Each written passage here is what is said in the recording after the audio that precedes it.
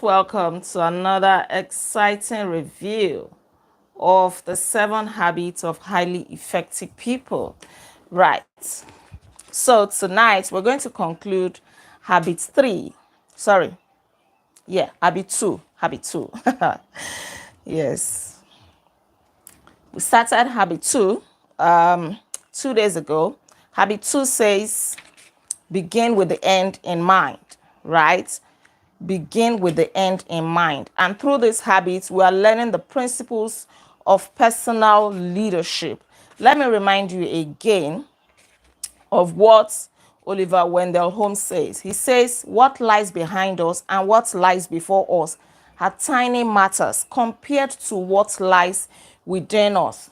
Right. So in talking about habits 2, we've learned how to begin with the end in mind.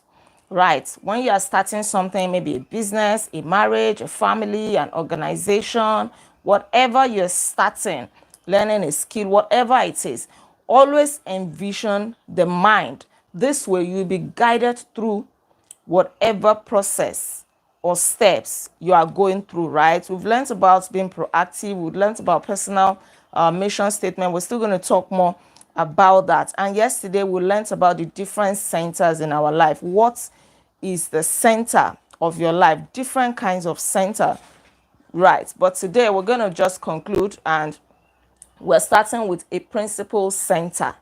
How to be a principled person, how to make principle an important factor in your life by centering our lives on correct principles, not just principles, correct principles. We create a solid foundation for development of the 4 life support factors. That is security, guidance, wisdom, and power.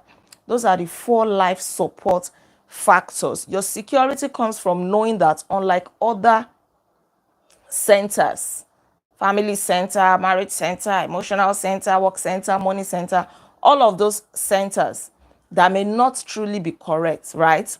But when you build your life on correct principles, it is not subject to change. Principles don't die. Principles don't change frequently. Every now and again, you cannot change principles like you are changing clothes. Principles don't react to anything. They don't get mad.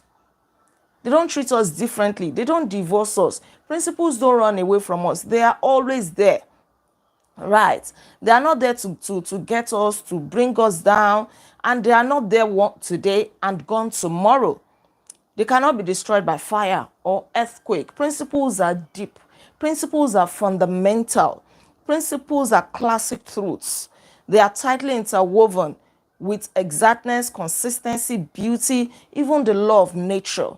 So if your life is not based on principles, then it means that you are not yet living your life directly, because you must ask yourself, what exactly is guiding my life? The choices I make every day, the words that I utter, my attitudes, my behaviors, what exactly guide them? It means that you just behave as you feel. You have no constitution. Imagine a country without a constitution. Then it is a lawless country. Everybody behaves as they like. So when a person commits offense, nobody can say this is an offense, because in the first place, there is no constitution. There is a saying that where there is no law, there is no sin. So if you have no principles in your life, you have no law, nothing is guiding you, then you cannot even tell when you are going off track. Because ab initio, you don't know where you should be going. Principles don't change. Even in the midst of circumstances, in any environment, your principles will stand. So if you build your life on correct principles, let everybody around you be doing what they like. Your principles will be guiding you that, for me, this is wrong. This does not align with my values. It does not align with my belief system, and so on. But then our knowledge and understanding of correct principles is limited by our own lack of awareness, especially self-awareness. If you don't know who you are, you allow other people to write the script of your life, to dictate your life, where you should go, what you should study at school, who you should marry, how you should talk. Then you cannot build correct principles because you lack awareness. Right? We can only be limited by our own awareness of our true nature. If you truly don't know who we are and what we should be doing in life, We can also be limited by the world around us and so many other factors. But even though we are limited, we can push back those limitations intentionally. You can begin to create awareness about yourself, know who you are. First and foremost, that is the starting point, right? The wisdom and guidance that accompany principle-centered living come from correct maps. Your maps give you direction in life. It is like a compass. It guides you on the right path to go. Then if you have correct principles, you have that personal power. When somebody tells you to do something that does not align with what you stand for, you will not do it. You have the power to say, no, I cannot do this. Somebody asks you to marry somebody who is completely different from what you stand for. Your personal power will say no. But how do you have this personal power if you don't have principles? That's why so many people find themselves in the wrong marriages. Because they don't have any guiding principles. They just say, oh, I married that man. He's a good man. He's a good man. Marry him. You don't know if he will be going to church like you. Your own principle is that you don't miss church on Sundays, except when it is extremely impossible. Your principle says that you don't use foul languages, but then you marry somebody who will just be using curse words without blinking twice, right? Because you don't have principles, so you lose that personal power to decide what you want in life. The only real limitation of power is the natural consequences of the principles themselves. We are free to choose our actions based on our knowledge of correct principles, but we are not free to choose the consequences. We are not free. Just like they also say that freedom of speech, there is freedom of speech, but freedom after speech is not guaranteed. Before you do something, say, it's my life, I can do it, and that's what I want. No problem. You do what you want, and then you face the consequences. It is like picking one end of the stick. When you pick one end of a stick, right, you definitely pick the other with it, even though I intend to pick up this end of this pen. But what happens? The entire pen is lifted up. They go together. So as you make your choices, be prepared for the consequences as well. That is the other end of the stick. That is what, it means. So as you are making your choices, be thinking about the consequences. That's why this habit 2 says, begin with the end in mind. This thing that I want to do, how will it end? Envision the end. That will help you to know whether to do it or not. If you cannot bear the consequence, then don't make that choice, right? If you have correct principles and your life aligned with correct principles, you will get positive consequences. And also, if you make wrong choices, then negative consequences will be waiting for you, right?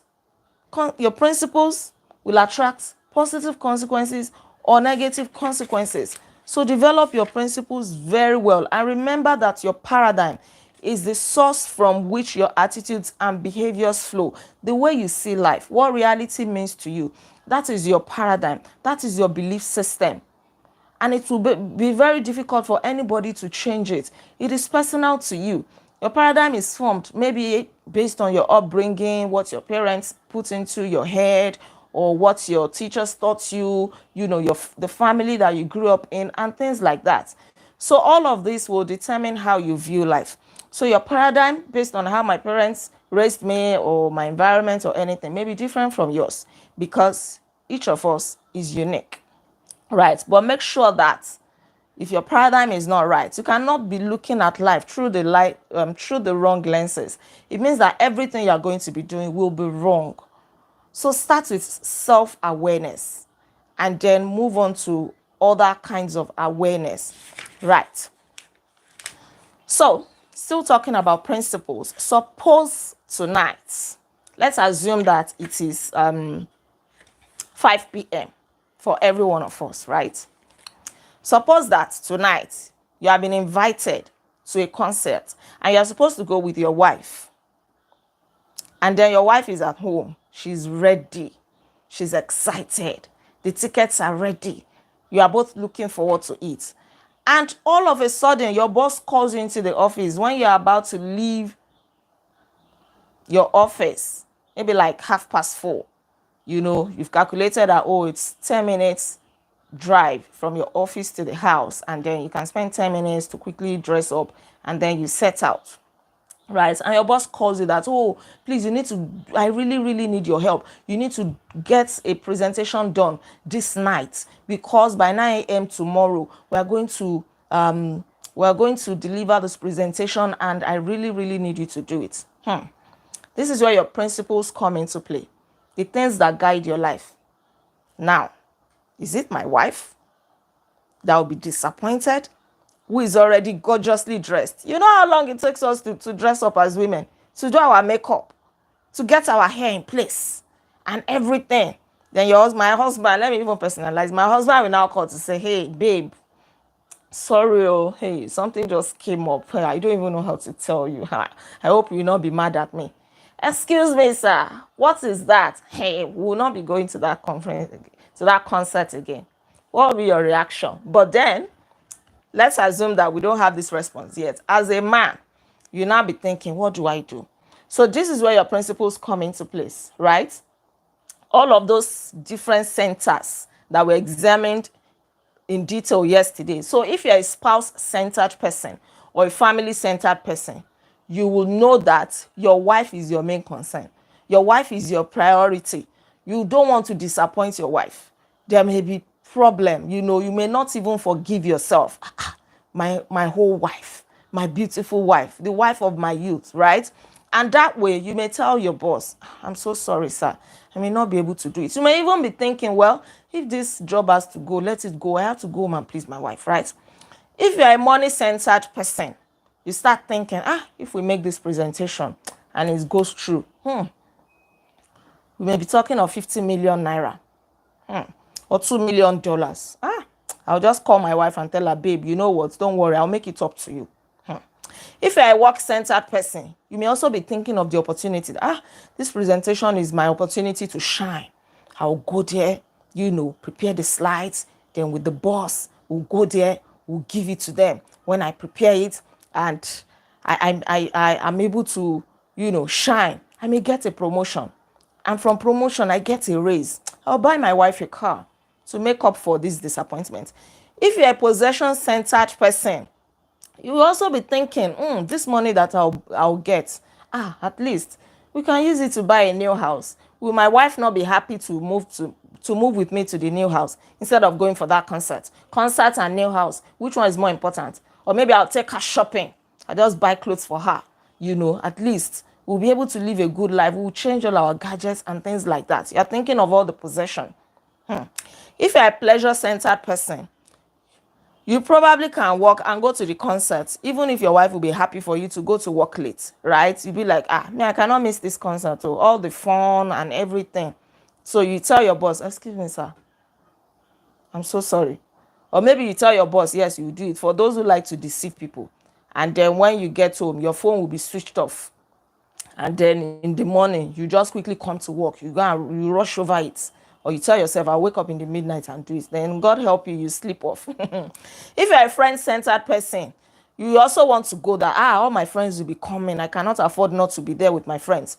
If you're an enemy-centered person, you may stay late because it will give you a big edge over that your competitor in the office, that person that doesn't like you in the office.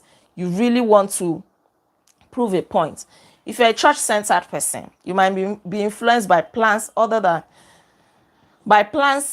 church members have to attend the concert, by whether or not any church member work at your office, right? Or by the nature of the concert, then all of this you start weighing them. It's a tough choice, right? I think I saw that. It's a very, very tough choice. But then, this is where your principles come in. What is of value to you? What exactly is driving your life? Is it this work? Let's even now assume that this always comes up. You always have to disappoint your wife or your children. You promise them something, and then you have to break your promise at the last minute because something comes up. Or something that has to do with money, that has to do with work, that has to do with church, or anything like that. If you are self-centered, you'll be focused on what you will do. What will do you the most good? Is it my wife? Is it this work, the money, and everything? Right. Can you see how fundamentally our centers affect us? So it is not really about the concert. It is not about the work that your boss wants you to do. Those are small parts of an effective decision. You might make the same choice with a number of other centers, but there are several important differences when you are coming from a principle-centered paradigm. So somebody can say, I'll go for my wife, and it's fine. It doesn't mean that it's a wrong choice. Somebody else can say, okay, I'll call my wife, I'll make it up to her, let me do this job, let me help my boss. It's also not a wrong choice. But then your paradigm, your principles will determine whether you feel guilty about it or not. So, first and foremost, if you are a principled person, principle is at the center of your life. You know what you want in life. You are clear about where you should be going, your map, your paradigm. First and foremost, you are not being acted upon by other people or circumstances. Then it means that you know what to do, right? Based on your principles. You are proactive. You make your choice. Then secondly, you know your decision is most effective because it is based on principles with predictable long-term results. Number 3, what you choose to do contributes to your ultimate values in life. Is it my family? Is it my work? You weigh your options and then you go for the best, right? And then also, number 4, you can communicate to your wife and your wife would understand that, oh, my husband is usually not like this. This must be very important. I know that will make it up to me. If your wife is so mad at you, you may want to look at yourself. It means that you have been breaking your promises. You lack principles.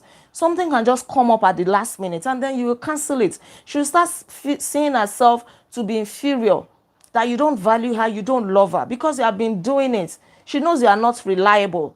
But if you call her and she understands, or she's even the one that will say, oh, don't worry, honey, you can do it. It's fine. I trust you. I know that if not for this, you will really be there for me. Then it means that she knows that you have principles. You don't just toil with her feelings anyhow.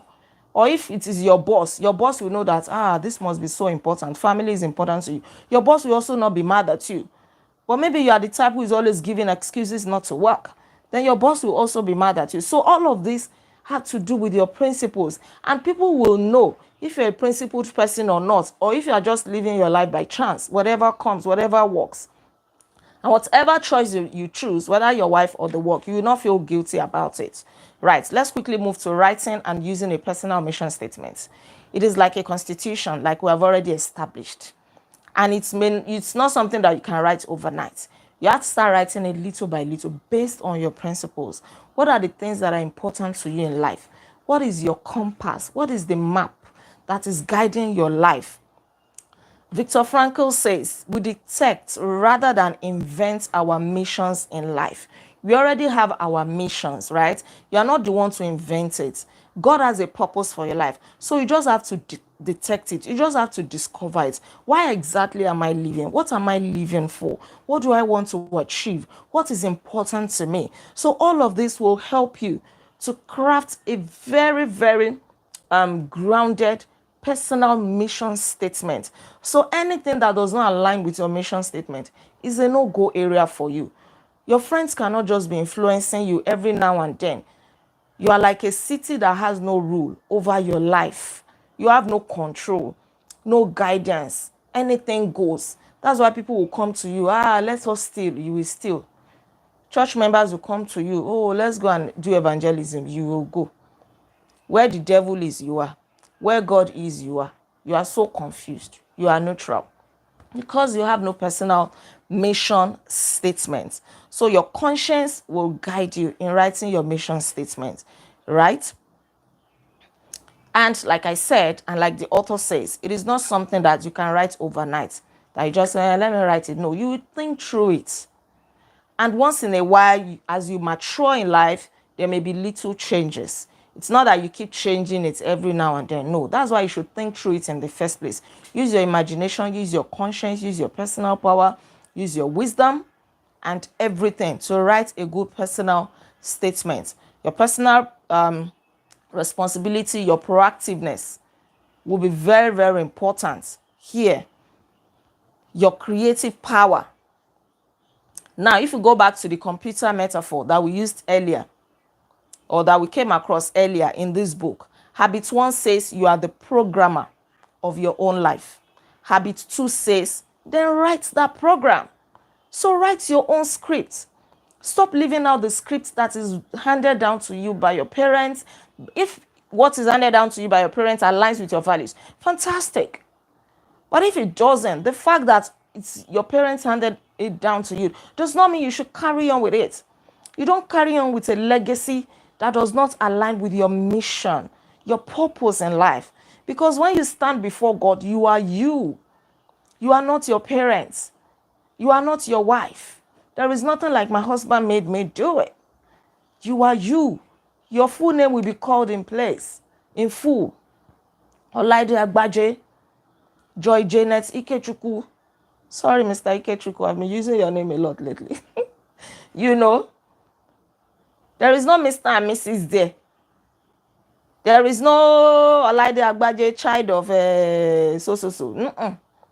Your name will be called in full. You will stand alone, right? So write the program. Write your scripts. If you need to go to your creator, go there. But understand your mission. You want to spend 100 years on earth, and then you want to spend 50 years of the 100 years confused. Let's even excuse maybe the first 10 years of your life, right? Or the first 15, whichever. You want to spend like 30, 40 years of your life confused. But then, whenever you wake up, no matter your age now, this is still your morning. Wake up and start doing it. So your age is also immaterial. If this is when you have woken up and you realize it, it's a good time. It's a good time to begin. Right? A mission statement is not something you write overnight. It requires introspection, deep thoughts. It is fundamental. Write and review it from time to time. Make sure that it is still in line with where you're going.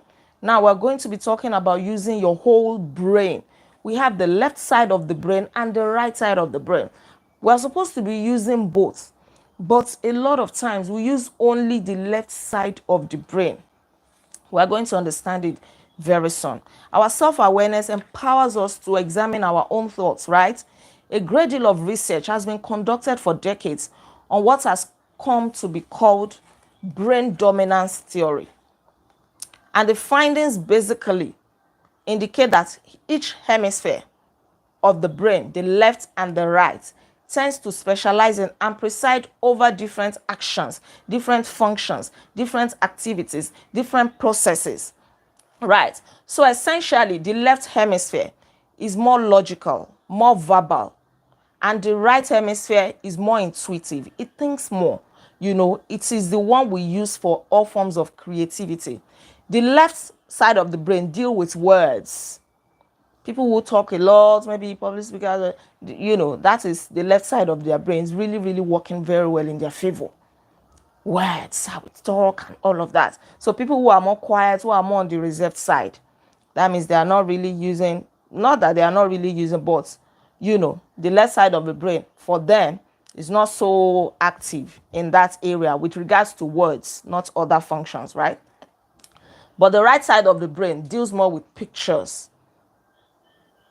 It helps us to see things, you know, to make things vivid to us. Images, as you are thinking, as you're talking, the left side of the brain can help you visualize things.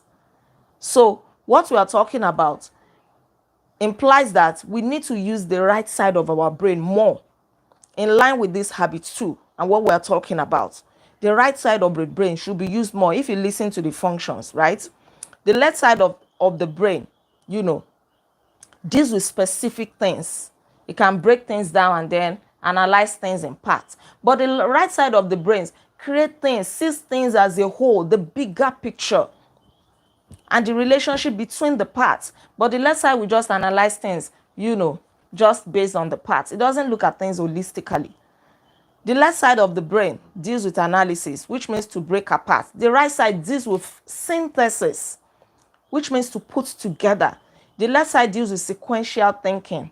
Again, looking at things in parts, you know, maybe in steps, and maybe you look at one step, you don't look at the other one, so you don't see the full picture. But the right side deals with simultaneous things, holistic thinking. The left side of the brain is time bound. The right side is time free. So although people use both sides of the brain, one side or the other generally tend to be dominant. So if you are somebody who look at things holistically, when somebody comes to tell you something, you don't run with that single piece of information. You sit down and say, in connection to different things, should I take a step? What move should I make? It's like, let me use social media for example. Sometimes people cut a short clip of a video and then they post online, and people are commenting based on that short clip. He did this, it's so wicked. But they did not look at the entire video before making a comment, before passing their judgment. It is something similar we're looking at here. So maybe in your life, you're only looking at money. You're not looking at how money will impact your family, how it will impact your spiritual life. So every time you wake up, it is money, money, money, money. I must hustle, I must. And at the end of your life, when you are 70, you really don't even have that money to point to, because you have not looked at things holistically. You have abandoned your children. You're busy running after money. So the bigger picture, the full picture is not there for you. Right. Okay. I really want to move fast now. People tend to stay in their comfort zone. Sometimes they don't even use their brain. There's something I don't want to jump here. So it would be ideal to cultivate and develop the ability to have good crossover, between both. As you are talking, which the left side of the brain is responsible for, also be looking at the picture of what you're saying. Is this thing realistic? 10 years from now, you are making a promise to yourself, but be visualizing it as well. So you should be able to switch from the left side to the right side. The left side looks at things in parts. Then switch to your right side to say, okay, this singular thing, can I make a decision based on this? No. Somebody has brought an investment opportunity and you only heard of the returns. You want to jump at it. You are not asking questions. You are not engaging the right side of your brain. Okay, what are the insurance policies you have in place? 15 years from now, can I still be earning from this investment? How sustainable is it? Yeah, it is. Is it? Confusion there. All right. Who are the people behind this? Hope it's not like CBEX and things like that. Sorry if you did CBEX. Things like that. Let's move on very quickly. In the words of Abraham Maslow, he that is good with a hammer tends to think everything is a nail. We talks about the hammer principle in winning with people. Right. We live in a primarily left brain dominant world. People run with single pieces of information, half truths. Isn't it true? Look around you. Look around us. Words are measured, and things like that. CBEX is back. Words and measurements are logical and enthroned, and the more creative, intuitive sensing and other parts of the brain are being ignored. Right. So here are 2 ways to tap the right side of the brain. And this simply means you should expand your perspective, expand your mind, visualize things. Think about things. Visualize where you want to be 20 years from now. That is the way to tap into the right side of your brain, not just the left side. The left side will say, look at where you are now. You're doing good. You have a job. You are fantastic. Right on. But the right side will remind you that, hey, retirement is coming. When retirement comes, what will you fall back on? How much money do you need to start saving and investing now? So that when that time comes, when you can no longer actively work, you will not depend on your children. You will not be begging. You will not be selling what you are not supposed to sell. You will not carry one chain today and sell. You will not carry the couch and go and sell because you want to eat. Right. Then you visualize your marriage before you go into that marriage. Your left side of the brain will be telling you, this is a good man, this is a beautiful lady and all of that. Let's get married. It's looking at the now. It's looking at things in parts. But the right side will say, this man or this woman, hope 10 years from now she will not become too fat. I don't like fat women. Because of that, you may pause a little. Hope in their family they don't have this illness. Hope they don't this. Hope the in-laws are good. You now begin to look at things holistically so that you don't jump into things based on your feelings, how you are feeling right now. So expand your mind. That is how to tap into the right side of your brain.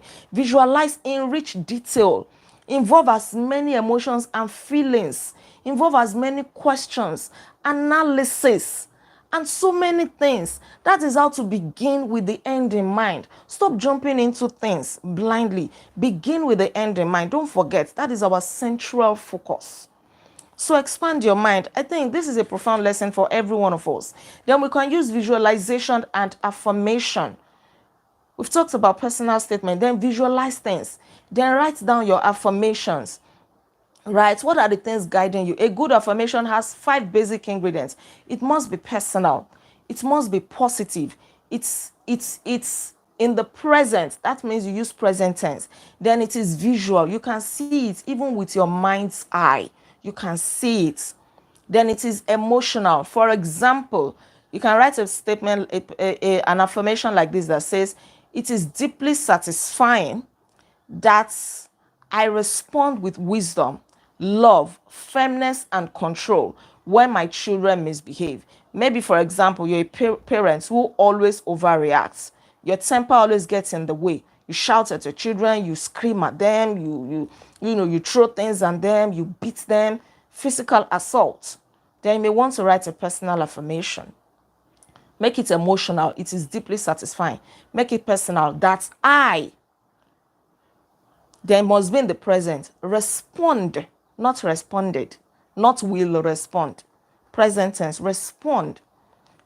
Then with wisdom, love, and firmness, and self-control. That is positive.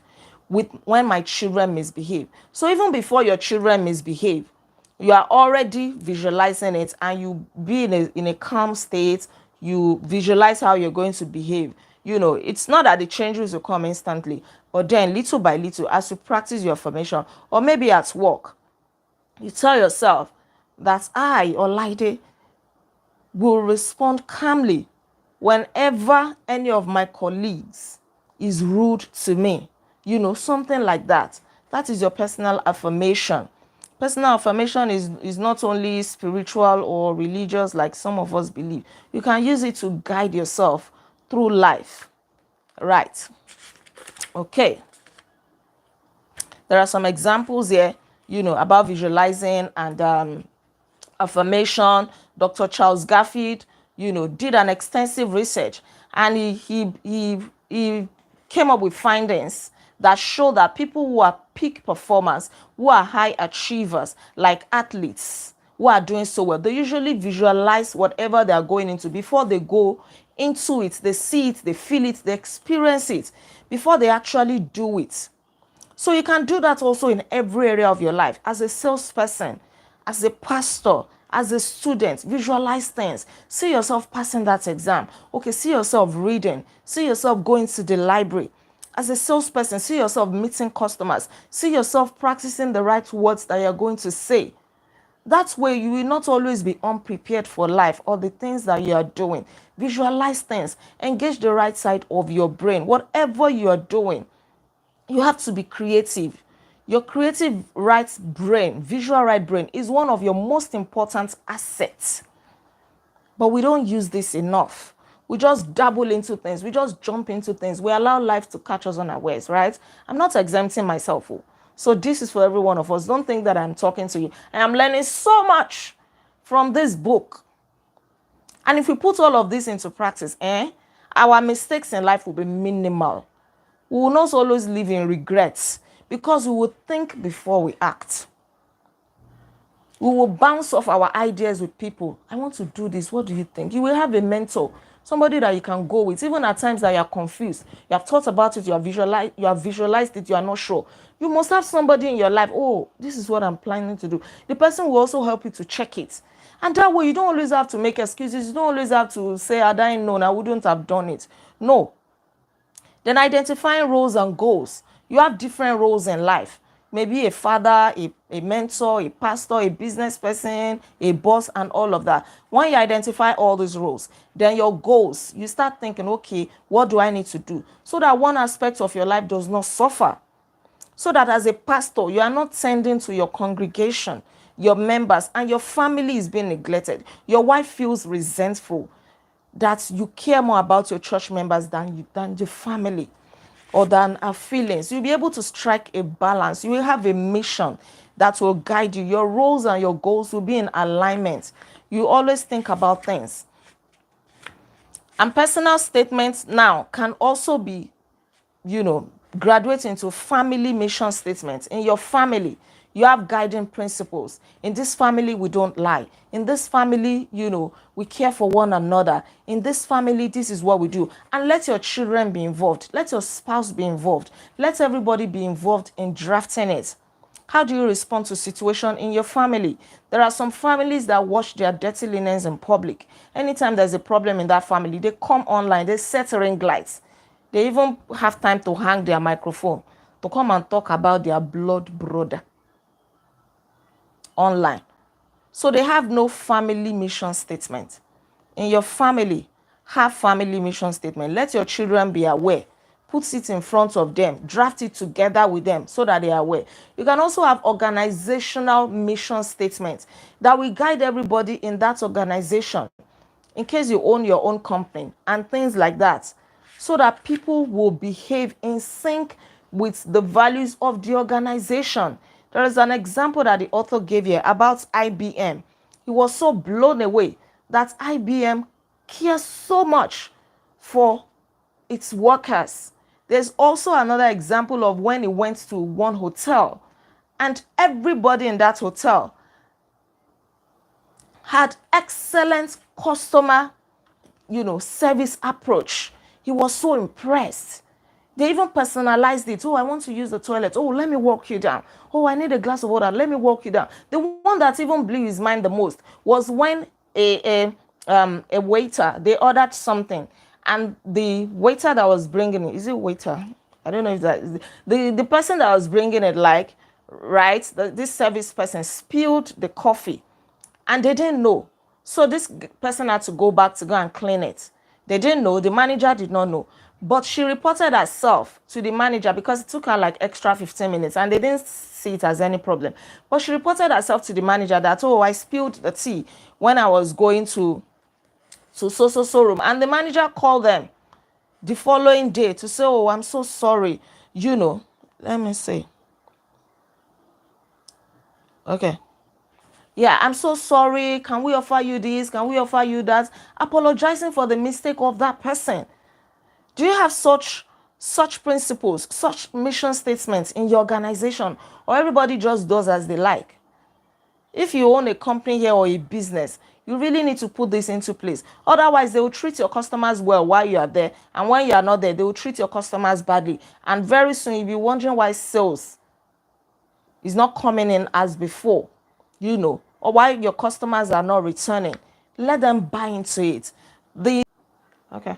But these mission statements align with one department or the other, right?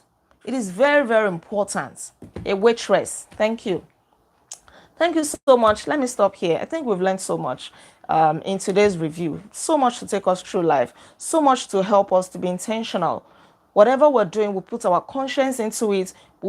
We engage the right side of our brain. We look at things holistically to minimize our mistakes, our regrets, and our errors in life. We carry our family members along, our organizations, people around us. And this way, we can begin with the end in mind. We've come to the end of Habit 2. Thank you so much for joining me on this review. Don't forget to like this video, share your comments with me, and please subscribe to this channel in case you are yet to subscribe. I remain Olaide Ogbaje, also known as First Lady, and on this channel, I inspire you to live intentionally. We'll come again together tomorrow as we begin the review of Habit 3.